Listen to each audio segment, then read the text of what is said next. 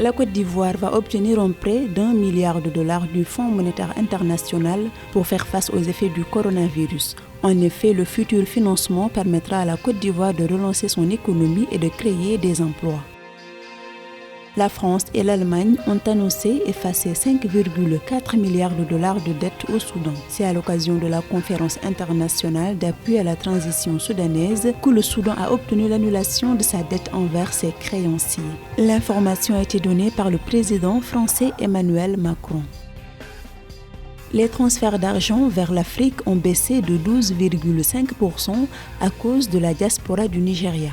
Le Nigeria, qui représente à lui seul plus de 40% des flux en faveur de la région, est à l'origine de la baisse observée dans la zone qui, sans ce pays, cette région devrait enregistrer une hausse de 2,3%.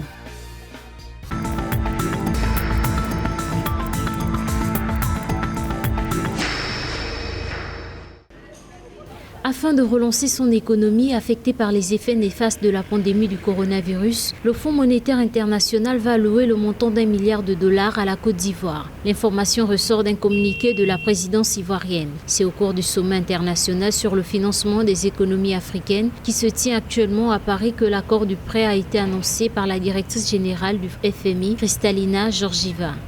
L'affaiblissement de la demande mondiale qui a durement touché le secteur d'exportation de la Côte d'Ivoire, occasionnant ainsi une baisse importante des recettes d'exportation, ainsi que le financement des dépenses supplémentaires de santé et le soutien économique, principalement par des prêts, projets et programmes et des emprunts sur les marchés financiers régionaux, ont provoqué l'augmentation du déficit budgétaire et de la dette du pays en 2020, ce qui a de facto réduit les marges de manœuvre du gouvernement, les poussant ainsi à recourir à des financements additionnels. Ce nouveau prêt vis-à-vis de la Côte d'Ivoire succède à ceux accordés courant 2020 pour aider le pays à faire face à la crise du Covid-19. Notons qu'en avril 2020, l'institution de Bretton Woods avait accordé 886 millions de dollars pour faire face aux besoins urgents de financement engendrés par la pandémie du Covid-19. Donc le financement du FMI viendra sans doute à point nommé pour permettre à la Côte d'Ivoire de rattraper d'une part les retards nés de la crise et d'autre part garantir une reprise solide, permettant ainsi à la fois de renouer avec les performances d'avant-crise,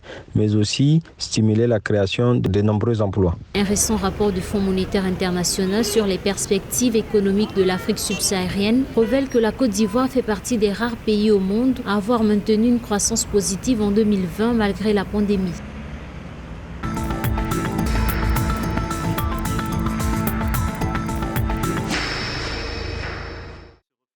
À l'occasion de la conférence internationale d'appui à la transition soudanaise, le Soudan a obtenu l'annulation de 5,4 milliards de dollars de sa dette envers la France et l'Allemagne. L'information a été donnée par le président français Emmanuel Macron. En effet, d'après le président Emmanuel Macron, la France est disposée à renoncer au recouvrement de ses créances envers le Soudan. Dans ce sens, l'Allemagne s'est elle aussi engagée à effacer plus de 440 millions de dollars de ses créances envers le Soudan, relève un communiqué du ministère allemand des Affaires étrangères. Rappelons que le ministre français de l'économie, Bruno Le Maire, a annoncé lundi 17 mai 2021 accorder un prêt d'1,5 milliard de dollars de la France pour aider le Soudan à apurer ses arriérés envers le Fonds monétaire international.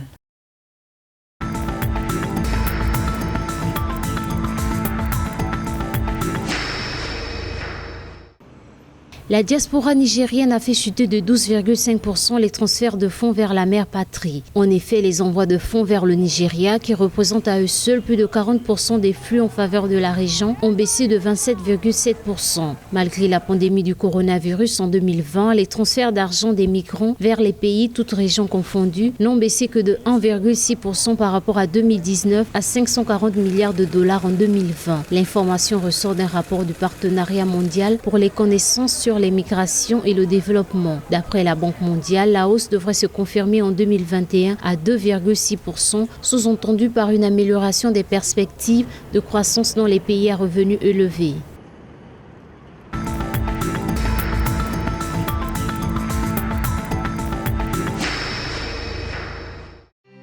Afin de booster la production d'avocats, la compagnie kenyane de production et de commercialisation de fruits, Kakuzi, a annoncé investir 400 millions de shillings, soit 3,7 millions de dollars. Cette démarche de l'entreprise devrait lui permettre de tirer profit de la croissance robuste de la consommation mondiale. En dépit de la pandémie du coronavirus et des perturbations économiques, la demande du fruit n'a pas fléchi, ce qui a permis au Kenya d'écouler un volume record de 26 500 tonnes sur le premier trimestre 2021. L'entreprise qui vient de retrouver les faveurs de plusieurs supermarchés européens comme Tesco, Sainsbury's et Leeds envisage de relancer prochainement ses expéditions de fruits vers le vieux continent.